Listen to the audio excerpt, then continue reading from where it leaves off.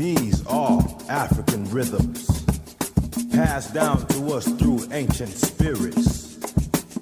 Feel the spirit, a unifying force. Come on, move with the spirit. Stand up, clap your hands. Groove with the rhythms, get down. From WSNC 90.5 FM, a broadcasting service of Winston-Salem State University, welcome to Africa World Now Project. I'm your host and producer, James Pope. Today, thinking with two of South Africa's most important radical activist intellectuals, Steve Bantu Biko and Chris Hani. Africa World Now Project is next.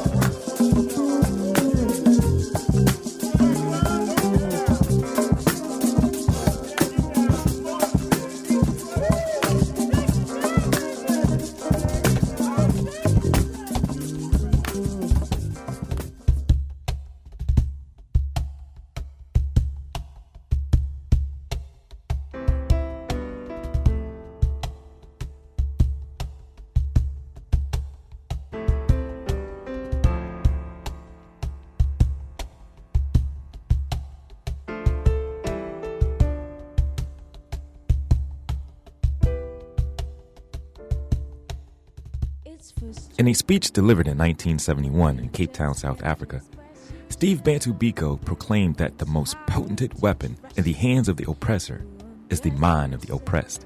This timeless expression is undoubtedly just as important today than when these words were first uttered.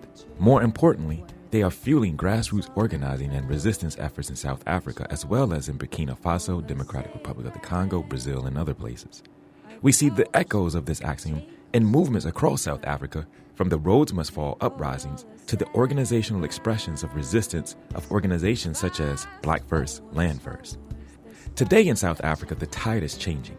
Many are developing a critical consciousness that is informing their resistance to the failures of post-Apartheid South Africa. With support and solidarity from around the African world, the people of South Africa are no longer sitting by waiting for justice and equality to be legislated for them. Important to note here, the historical timeline suggests that it is only 23 years since Apartheid South Africa. This point is vital to highlight for a number of reasons. They are responding to what some analysts call the neo-colonial policies that maintains the deadly economic and social-political structure of apartheid that is bolstered by the still-present white supremacist ideological practices, which continually exacerbate inequalities and class divisions in a new South Africa. Chris Hani, another one of South Africa's important radical activist intellectuals, is vital to examine in tandem with Steve Biko. Often and intentionally left out of any conversation about the struggle against the racist apartheid regime, Chris Hani praxis brings clarity to the resistance within South Africa today as it did when he was alive. The ability of Chris Hani to galvanize masses, his ideological clarity, and full commitment to the people of South Africa was clear. It was so clear that it, of course, threatened the brokered peace deal between the apartheid government and the ANC. According to a 1991 confidential cable by a Pretoria-based U.S. diplomat, he, referring to Chris Hani, often appears on public platforms in the townships wearing quasi-combat fatigues and delivering fiery speeches that aroused and delighted the audience. The cable goes on to highlight many observers believe that Hani would trounce Mbeki if there were a popular vote among ANC supporters. This was never to be. On the afternoon of April 10th, 1993, Chris Hani pulled up outside his home in Boksburg, a quiet suburb of Johannesburg. While stepping out of his car, he was being watched by Janusz Wallace, a neo-Nazi Polish immigrant. Wallace later recalled, "I tucked my Z88 pistol into the back of my trouser belt and got out of my car. I didn't want to shoot him in the back. So I called, 'Mr. Hani.' When he turned, I drew my pistol from my belt and shot him in his stomach. As he fell, I shot a second bullet into his head. When he fell on the ground, I shot him again twice behind the ear." This method of response by perceived power elites is not relegated to African radical activist intellectuals. This response is global. Nevertheless, Chris Hani and Steve Biko provide a deep and clear archetype of what it means to be the change we wish to see in the world. It is our job to expand, evolve the path that has been set. What we will hear next is Steve Biko explore Black consciousness in his own words, and then Chris Hani. Listen intentionally, clearly, but most importantly, Listen to extract the ideas, understand the historical continuities to see toward a different future. Our show was produced today in solidarity with the Native, Indigenous, and Afro-descendant communities at Standing Rock, Venezuela, Corporation Jackson in Jackson, Mississippi, Brazil, the Avalon Village in Detroit, Colombia, Kenya, Palestine, South Africa, and Ghana, and other places who are fighting for the protection of our land for the benefit of all people. Enjoy the program. Can you hear me?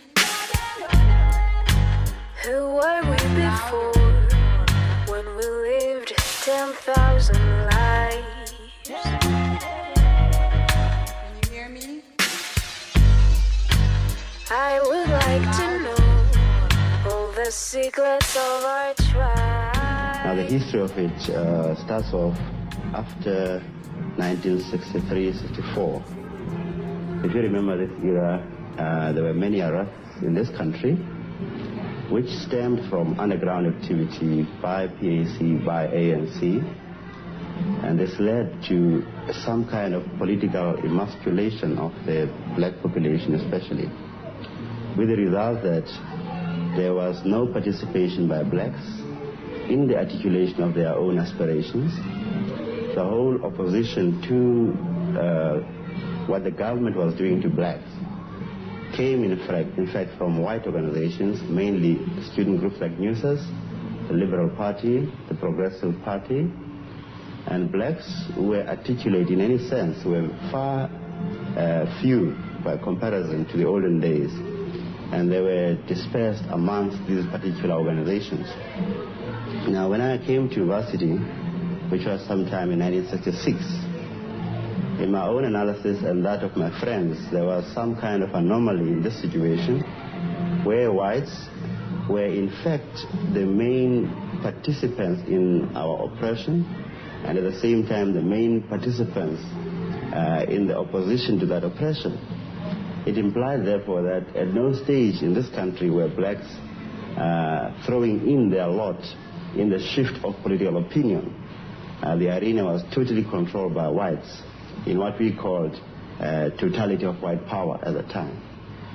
So we argued that any changes which are to come can only come as a result of a program worked out by black people. And for black people to be able to work out a program, they need to defeat the one main element in politics which was working against them, and this was a psychological feeling of inferiority, which was deliberately cultivated by the system. So equally too, the whites, in order to be able to listen to blacks, needed to defeat the one problem which they had, which was one of superiority.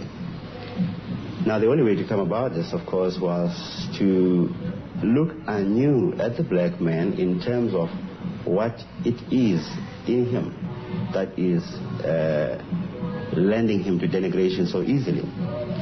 So, first of all, we said as black students, we could not participate in multiracial organizations, which were by far white organizations, because in this country there is an overwhelming number of white students at university.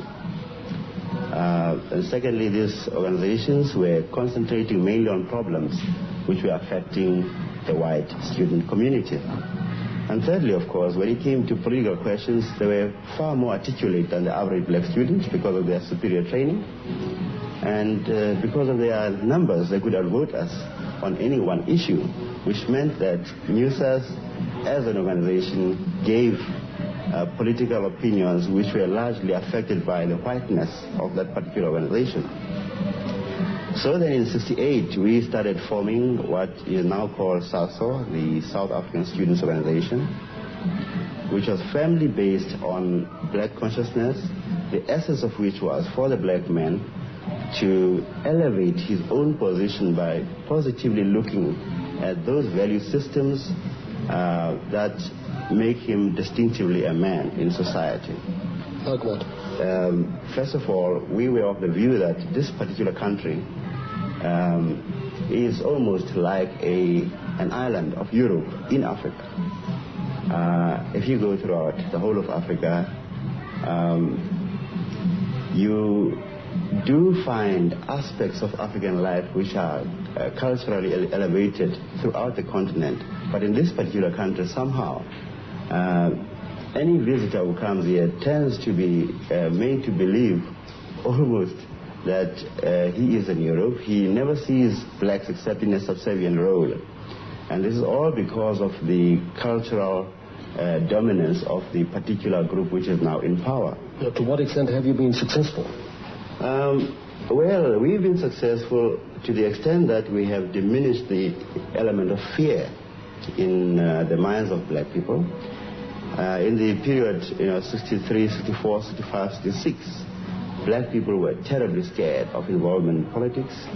The universities were putting out no useful leadership to the black people because everybody found it more comfortable to lose himself in a particular profession to make money.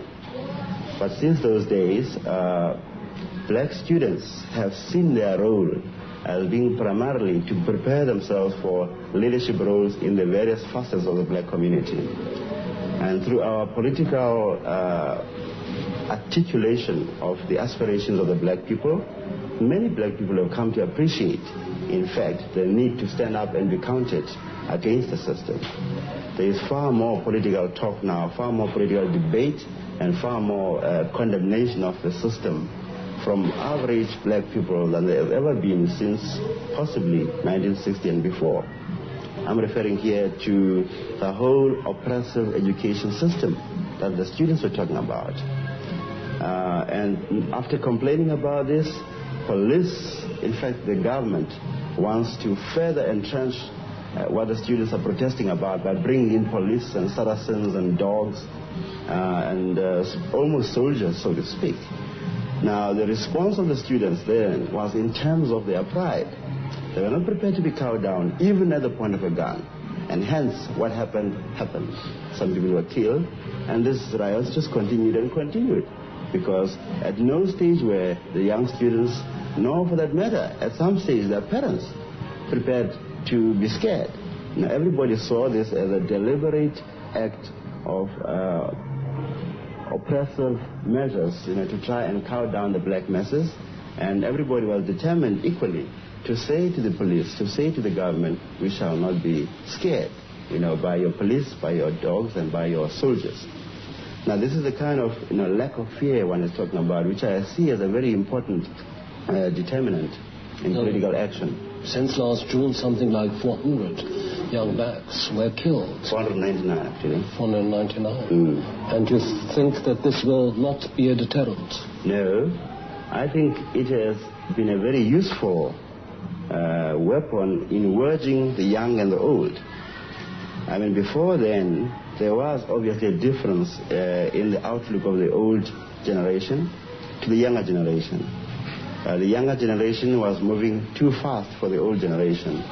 The old generation was torn between Bantustan politics on the one side, old allegiances, which were not progressive allegiances, to groups like ANC, PAC, without any resultant action. And there were those who were simply too scared to move. You condemn Bantustan leadership altogether? Yes, of course. We condemn Bantustan leaders. Even the best of them, like that. Yeah. Well, just say a few words on that. Well, our attitude here is that you cannot, in pursuing the aspirations of black people, operate from a platform which is meant for the oppression of the black people. Now, we see all these so-called Bantustan platforms as being deliberate creations by the nationalist government to contain the political aspiration of the black people and to give them pseudo-political platforms to direct their attention to. Now, men like Gacha Buthelezi, Matanzima, Mangope, and so on, are all participants in the white man's game of holding the aspirations of the black people. Now, we do not feel it is possible in any way to turn such a platform to useful work. We believe the first principal step by any black political leader is to destroy such a platform, and destroy it and without giving it any form of respectability. So once you step in it, once you participate in it, whether you are in the governing party or the opposition, you are in fact giving sanctity to it. You are giving respectability to it.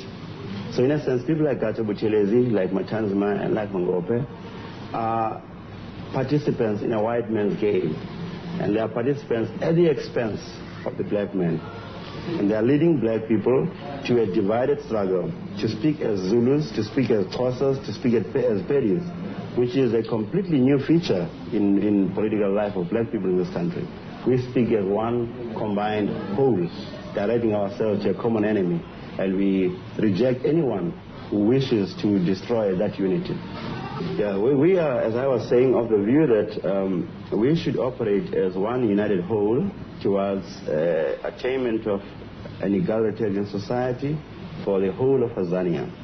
And therefore, any entrenchment of tribalistic, racialistic, or any form of sectional outlooks is abhorred by us. We hate it and we seek to destroy it.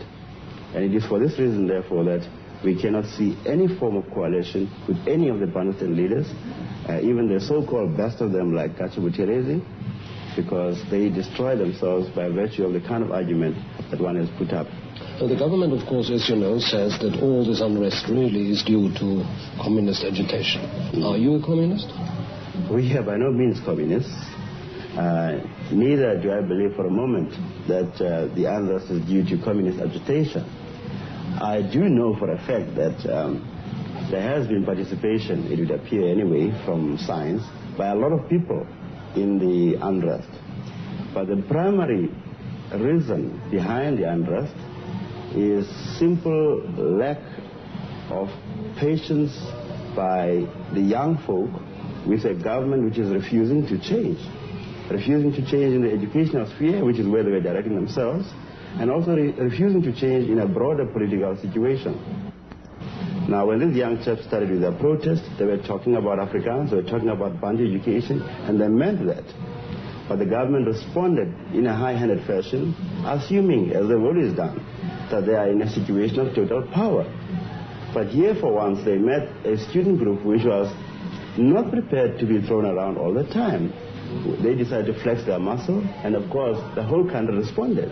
Simply because I was still saying that there are lessons to be gleaned from this whole unrest situation of last year. In the first instance, I think blacks have flexed their muscle a bit, and they now know the degree of dedication that they can find amongst their own members when they are called to action. And they now know the kind of response they will get from the various segments of the population, the youth, the oldies, and so on. And the second lesson, of course, is the response from the government and the white population at large. The government responded in one way, and the white population also in another way. One doesn't want to get into details here, but reading newspapers, you get some kind of idea of the extent of fear that was prevalent in white society at a particular time, especially just after the first onslaught in Soweto, where there was a real fear throughout the community, throughout the country. Nobody knew just where something would happen next. So how will these lessons express themselves in future? I'm of the view that any recurrence of disturbances of that nature can only result in more careful planning and better calculation, thereby achieving the desired results to a greater extent than the spontaneous situation we had last year, for instance.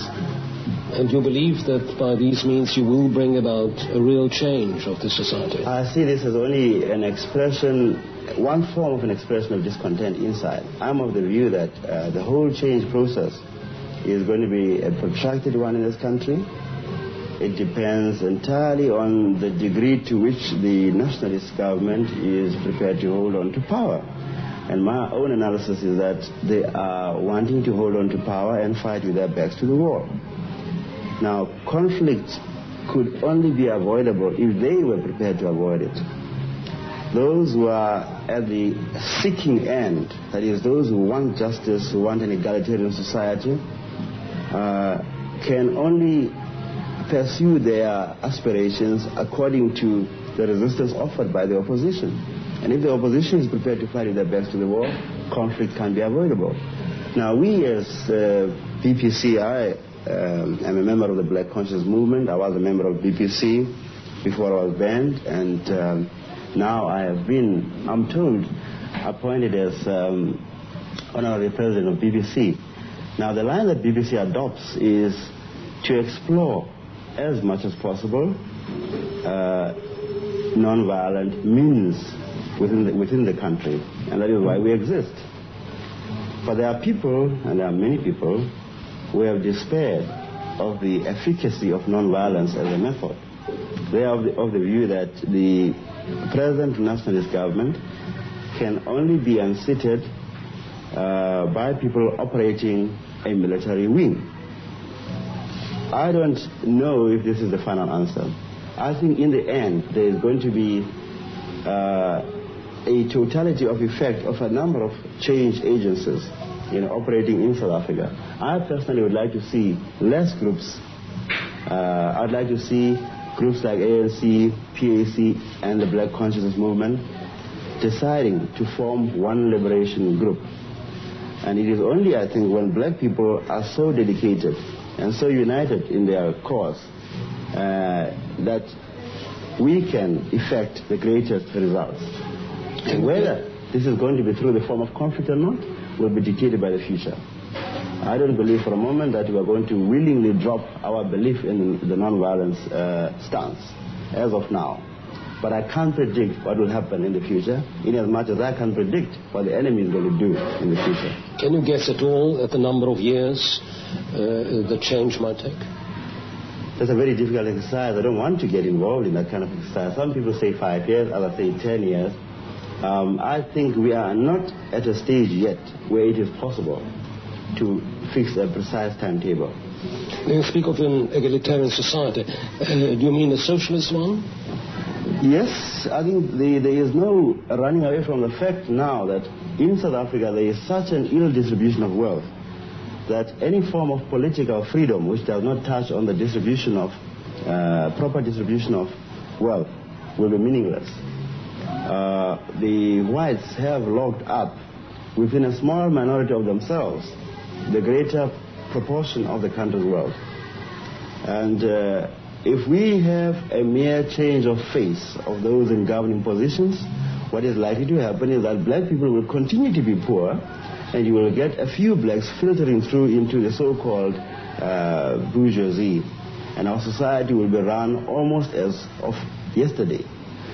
So that for meaningful change to occur, there needs to be an attempt at reorganizing the whole economic pattern and economic policies within this particular country. PPC believes in a judicious blending of private enterprise, which is highly diminished, and state participation in industry and commerce, especially on industries like mining, gold, diamond, asbestos, and so on, like forestry, and of course complete ownership of land. Now, in that kind of judicious blending of the two systems, we hope to arrive at a more equitable distribution of wealth. But you see a country, sorry, clearly you see a country in which black and white can live amicably on equal terms together. That is correct. We see a completely non-racial society. We don't believe, for instance, in the so-called guarantees for minority rights, because guaranteeing minority rights implies the recognition of portions of the community on a race basis. We believe that in our country there shall be no minority, there shall be no majority, there shall just be people. And those people will have the same status before the law, and they will have the same political rights before the law. So in a sense, it will be a completely non-racial egalitarian society. But will the vast number of blacks, after all their experiences, be able to live a life without giving vent to feelings of revenge, of... yes, we believe it is the duty of the vanguard political movement which brings about change to educate people's outlooks. I mean, in the same way that blacks have never lived in a socialist economic system, they're going to learn to live in one. In the same way that they've always lived in a racially divided society, they've got to learn to live in a non-racial society. They've got many things to learn, and all these must be brought to them and explained to the people by the vanguard movement, which is leading the revolution.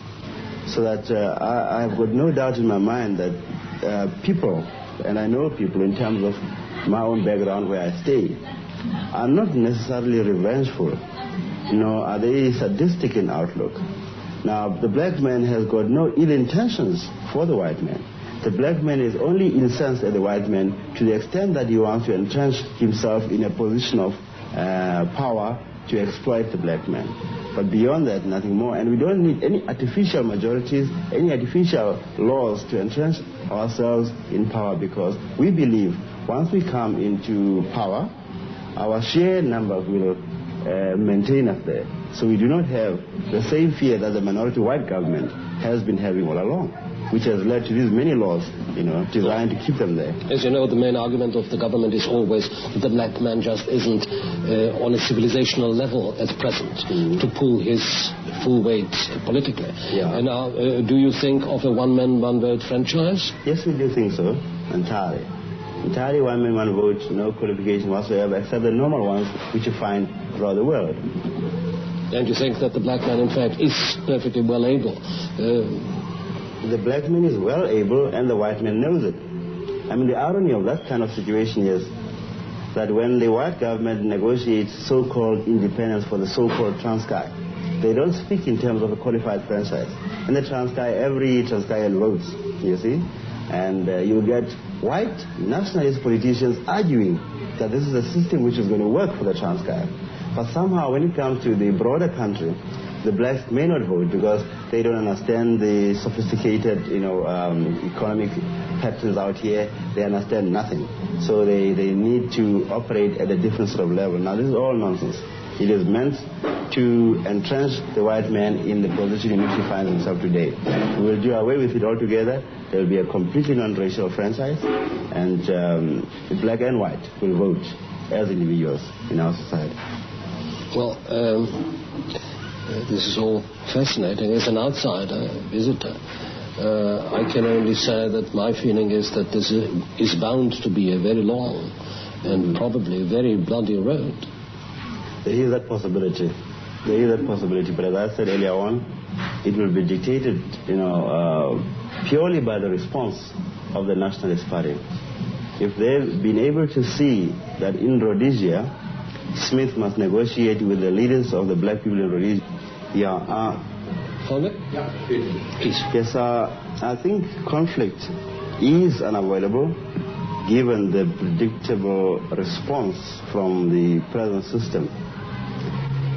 And this conflict can be pretty generalized and extensive and protracted.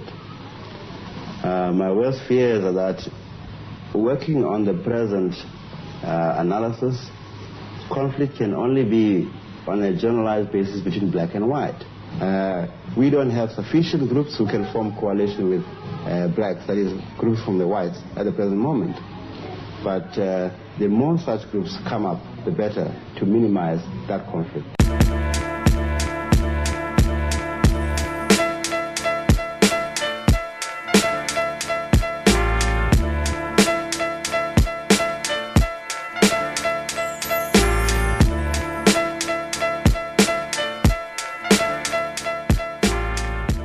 We were just listening to Steve Biko on the formation of the Black Consciousness Movement. We will now listen to the words and ideas of Chris Hani.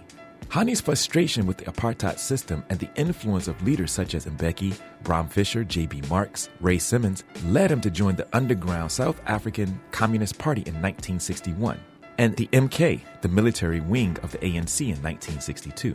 Hani went on to become a member of the MK's Western Cape leadership dubbed the Committee of Seven. In 1962, he was found to be in possession of pamphlets containing objections to the government's notorious policy of detention without trial. He was subsequently charged under the Suppression of Communism Act and held in jail. Africa World Now Project will bring you Afrovision's interviews of Chris Hani. Our show was produced today in solidarity with the Native, Indigenous, and Afro-descendant communities at Standing Rock, Venezuela, Corporation Jackson in Jackson, Mississippi, Brazil, the Avalon Village in Detroit, Colombia, Kenya, Palestine, South Africa, and Ghana, and other places who are fighting for the protection of our land for the benefit of all people. Enjoy the rest of the program.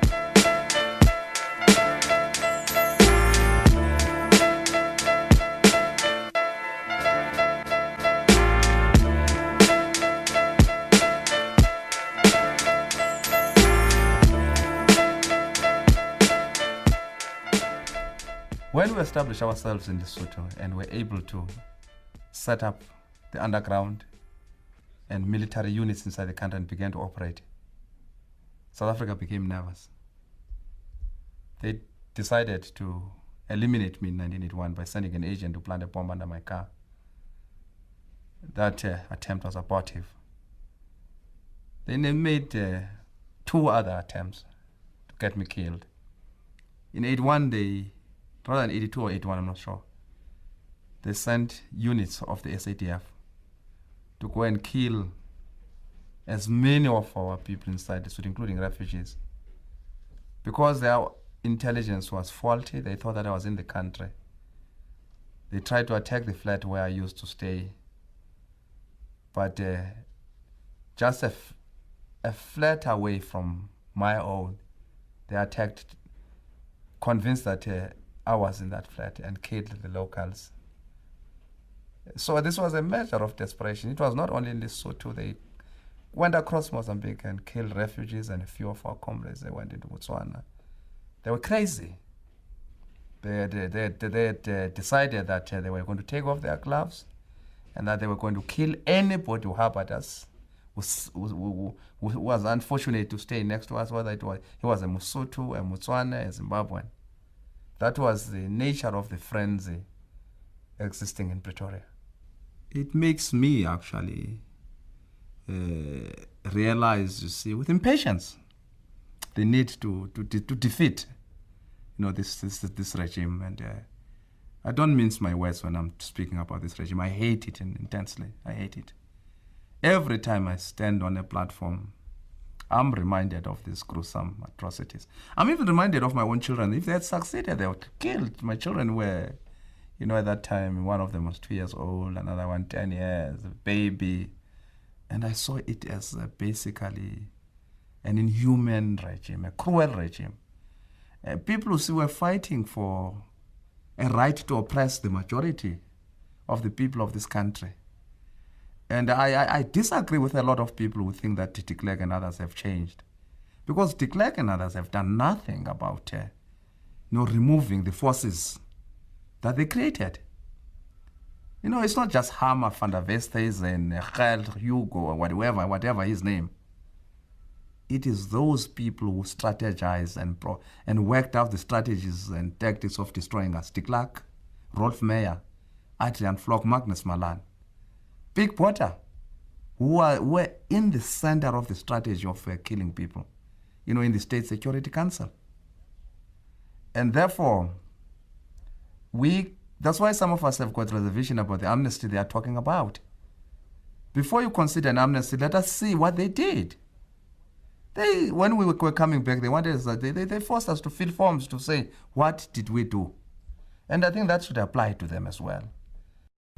For most of us, this was the realization of our dreams as young combatants. We had been given very, very, thorough training in the Soviet Union, and we had undergone a lot of physical and military preparations in Zambia, because we established a special camp in Zambia to prepare ourselves both physically, mentally, and militarily. We had exercises day and night. We embarked on long marches. So we had prepared thoroughly for this thing. So when we crossed the Zambezi, for us this was the real thing. For the first time, we're going to get involved with the real enemy. In our camps, we had been shooting at targets, paper targets. Now we're going to get involved to see, pitting our strength, testing ourselves against the other side. And we were quite happy. I was very, very happy as a person. I think I was among the first to cross the Zambezi River in a canoe. And, we decided to choose the most difficult and impassable part of the river where there were gorges. And we were doing this at night. It was dark, but we made it, you see, because we're fit, actually. We're really specimens of physical fitness. We're carrying our weapons, you see, AK-47, machine guns, grenades, lots of ammunition. And those rucksacks were heavy, but we didn't feel it. It was one of those memorable days in my own history. I look back to that situation with vivid memories. Whenever when I was in Zambia, whenever I crossed, visiting Zimbabwe before I came back into the country, I would make a point to drive through Livingstone, Victoria Falls, stop next to the Wangi Game Reserve, and just have a look at that general terrain, you see, because one thing I can say, it took the Zimbabwean security forces a long time before they knew of our presence inside Zimbabwe. In terms of our ability to orientate ourselves on the terrain, we had no problems because we had accumulated a lot of knowledge of topography and map reading. We were able to detect from our maps and to place ourselves. We knew exactly where we were. We had a clear picture about the next, part of the terrain in which we're going to move. And one thing outstanding about that unit was its ability to take positions during the day, especially when the cover, in terms of vegetation became sparse and poorer, and moving at night. We were able to use our knowledge of stars to guide us in terms of the direction of our movements. And in a way, because we studied these maps before we crossed the river, we had no problems. And deliberately, we had decided to avoid physical contact with the people until, you see, we had established ourselves inside Rhodesia, because we're quite aware that, early contact with the people would lead to a situation where some of them might inform the other side.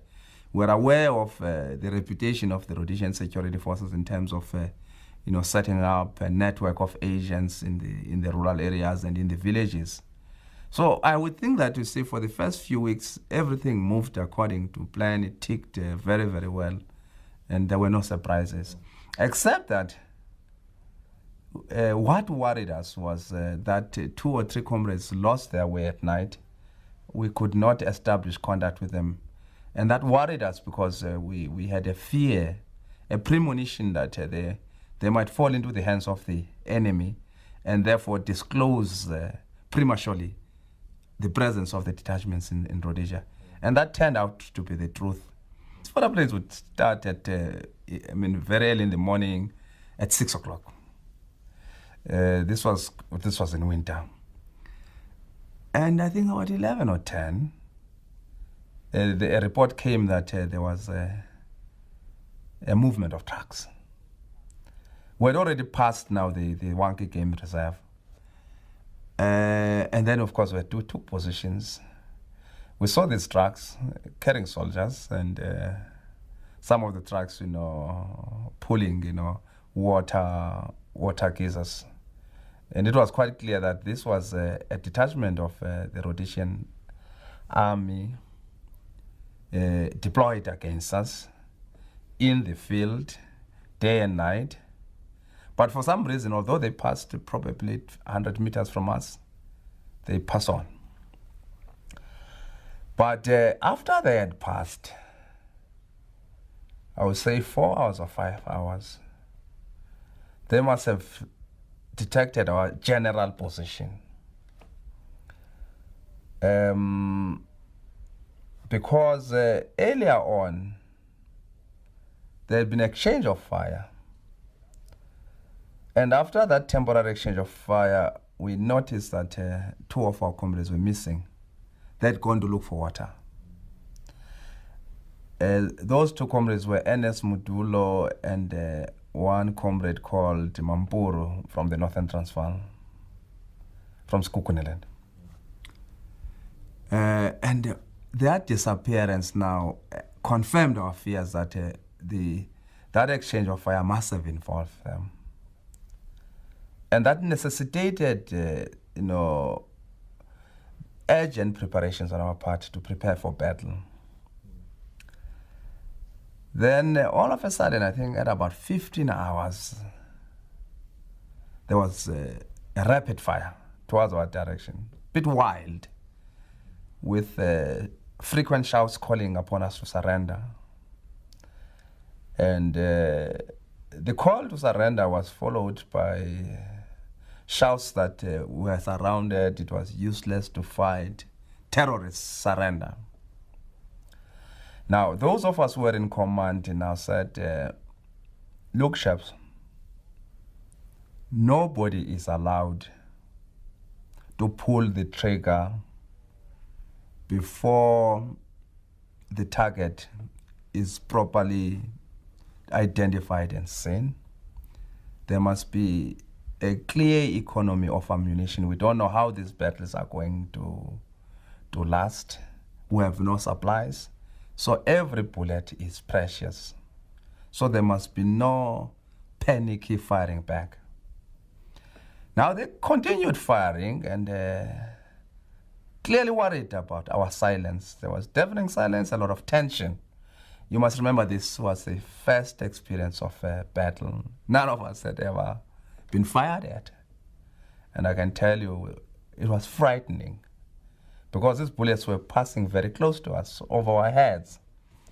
And I remember some comrades actually panicked, and there was one who came to say to us that he was wounded, and we discovered that he was not wounded, he was just panicking. But the arrogant enemy stood up to say, one of them said, where are they? Can you see them? They had thrown caution to the wind, and I suppose they thought that we were scared. And our comrades said in Zulu, Xhosa, and man, our fellows just opened almost at the same time and they shot two of them. And fortunately, the guys they shot were the commanders. And you see, a regular army, unlike a guerrilla army, depends on a commander. The commander is the key person. When the commander is killed or wounded and is unable to command, you see, the morale of the regular army is affected. So there was a lot of panic on their part, and they began to run away. Then we began now to chase them and to really, dispel the attack. We neutralized the attack. And we discovered, you see, for the first time that, look, we are dealing with people who are also very afraid. Because in running away, they left behind their weapons, their supplies of ammunition, food, and everything. I mean, that is sort of a very undisciplined way of retreating. You see, you don't retreat and leave behind your guns, you see, because how are you going to fight again? So they ran away in a very disorderly manner. And that was our first baptism of fire. We're baptized now. We're stronger. We had, the fear was gone. No, the nervousness, the throbbing of the heart against the ribs, it disappeared. You see, we're all unnerved now. We're very cool and determined. But again, we had not been eating well for a very long time. So this was a welcome supply of food for us. The masses on the ground had not been organized to receive us and to give us the necessary support in terms of intelligence, in terms of protecting us, in terms of giving us regular meals, and in terms of guiding us generally within Rhodesia itself. It was clear that we had a responsibility to save the detachment. It would have been wrong militarily to fight to the last man. We had beaten back the Rhodesian forces a number of times. We never lost a battle. And every time we beat them back, but we also suffered a few casualties. Probably 6 to 7 comrades who died there. And after thorough examination of what suddenly shocked us, the openness of the terrain as we moved towards Plumtree, towards the Matabele land, with no trees except some shrubs and no mountains, we felt that now we're beginning to be a sitting duck in terms of the enemy's planes. The planes of the enemy had bombed us twice. I mean, the jets and the helicopters. And that sort of compelled us to take a decision to retreat to Botswana in order to build up our forces, to re-establish, as well as to re-establish contact with headquarters in Lusaka. That we did, in terms of retreating to Botswana. But unknown to us, Botswana, South Africa, and Zimbabwe had been, pulled into the question of looking for us. Of course, probably with different motives. Rhodesia and South Africa definitely to search and destroy. Botswana to identify us and arrest us and negotiate with the ANC about our presence. So when we went to Botswana, after a few days, we were discovered. There was a difference amongst us as to whether we should resist arrest and fight back. There was a strong feeling that, we should not allow these fellows to capture us. But there was also a strong feeling that, look, Botswana is an independent African state, a member of the OAU, and that fighting them would create problems for the ANC mission to never be understood by our people if we had a situation where Botswana soldiers were killed in action against us. So ultimately, we agreed that let us surrender. After we had been assured by the Botswana officers that they were under pressure from South Africa and that we wouldn't be imprisoned, we would just be allowed would be sent back to Zambia. So after some time then we surrendered. But they never kept their word. I think they were under pressure from South Africa. They were afraid. Clearly the government was afraid. They had a small army, small police force, which could never stand up to the bullies in Pretoria. So the price they had to pay was actually to imprison us. We were sentenced to long terms of imprisonment, 4 years, 5 years, 6 years, and we served sentences in the Gaborone maximum security jail. I was a militant and angry young man. I wanted to go back and fight after arresting for a few months. I found our movement totally unprepared for the continuation of the armed struggle in South Africa. That was my reading of the situation. Of course, there were reasons that they were put forward. I found a lot of preoccupation with solidarity work, with international work. And I found a lot of demoralization amongst our chaps who were in camps in Zambia. And I began to agitate for the resumption of the armed struggle, for seriousness on the part of the leadership. I'm using the word seriousness because in my own view, and this was a subjective point of view, that they were not serious. And I became part of the writing of a memorandum which was very critical of the leadership. Well, that memorandum put us into some trouble. The leadership was angry. They thought our attacks were unfounded and irrational. And some of them felt that our attacks bordered on insubordination and on mutiny. We were suspended from the organization. But that memorandum brought about a lot of heated discussion within the ANC. The need to have a conference, the need to work out a clearer strategy of struggle, of revolutionary struggle. And ironically, there was the Morogoro conference. We were excluded from the Morogoro conference because we were regarded as rebels. But I'm able to say that Morogoro conference ushered in serious discussions which led to for the first time to the formulation of a clear strategy about the waging of a revolutionary war in the country, of a people's war, the need to build the underground, the need for propaganda, the need for mass mobilization.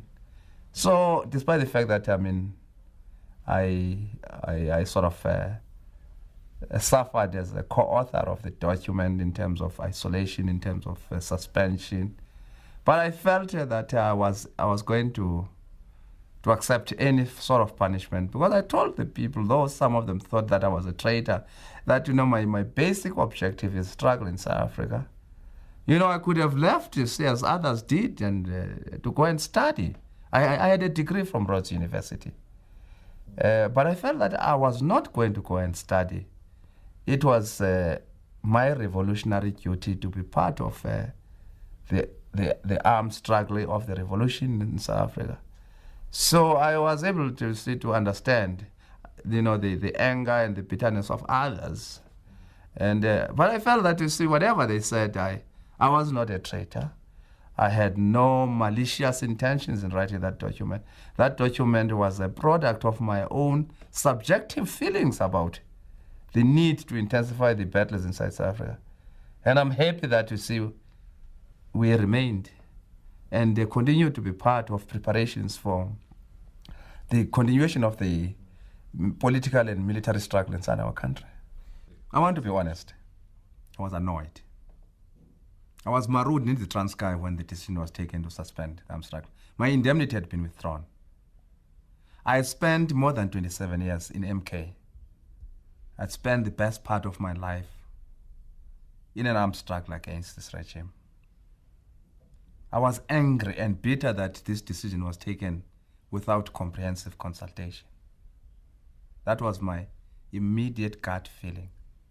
I didn't sleep when our delegation was locked with de Klerk negotiating. I was waiting for the outcome. When there was that press conference early in the morning announcing the suspension of military activities, I felt like crying. I'm one of the people who have seen comrades dying, both inside the country and outside the country, in the struggle against the regime of terror in Pretoria. I know the names, I know the faces. I know how these young people put aside everything in life to concentrate in the fight against white domination. And I said to myself, probably this was the right decision. But why was it that there was no widespread consultation with those who were actually involved in the physical side of armed struggle? That was my initial reaction. But like a disciplined soldier, a disciplined member of the movement, the decision had been taken. I had to understand this decision. And when it was explained that it was important to maintain the momentum of negotiations, I was ready to be reined in to explain it to other comrades. And I did it. Because in a movement as big as ours, sometimes I've got to subject your own strong personal views and accept the views of the majority in the leadership. There's a certain form of attachment that South Africans have for this country. I'm speaking about those with whom we shared times in exile. I'm speaking about the excitement I sensed in MK cadres coming back into the country even before I came back legally. How they felt good about going back to South Africa, though they were going back to fight.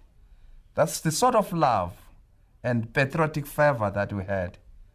When I was coming back, I was saying that for me, this is a moment of happiness, of joy, sheer joy. To listen to our people speaking their own languages, to be able to read South African newspapers, to be able just to sit and watch our people.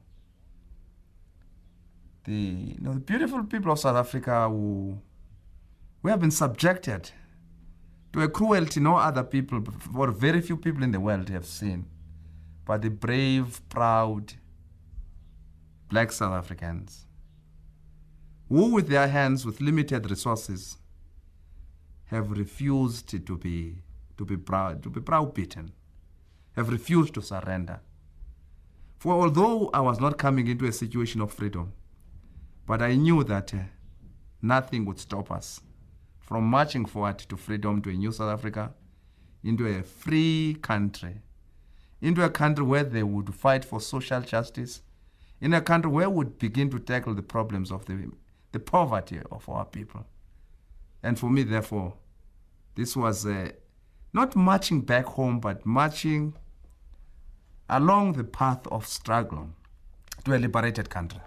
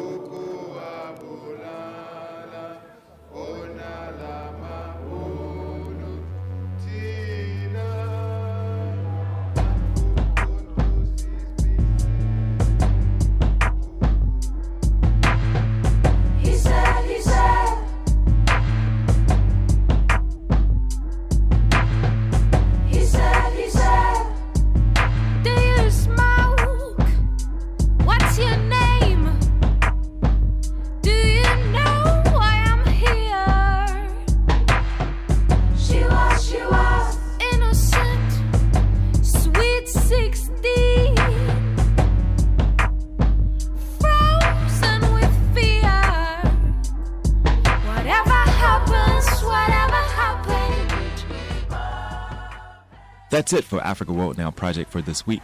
I would like to thank you for joining us today and look forward to spending time with you next week. We can be reached through all your regular social media platforms, email africaworldnowproject@gmail.com, or follow us on Twitter at AFWRLDNWPRJ. I'm your host and producer, James Pope. The Africa World Now Project Collective consists of international media journalist, executive producer, and human rights activist, Mwizi Muntali, Africa World Now Project media correspondent, Funa Ngunda, senior researcher and content contributor, Dr. Tasneem Siddiqui, technology advisor is Byron Gray of Grayworks Technology, and creative director is Judah Pope. Africa World Now Project is heard every Wednesday at 7 p.m. on WSNC, NPR affiliate and broadcast service of Winston-Salem State University. Shows are archived weekly on SoundCloud. Search Africa World Now Project. Until next week, be safe, be peaceful, and above all, be intelligent. We are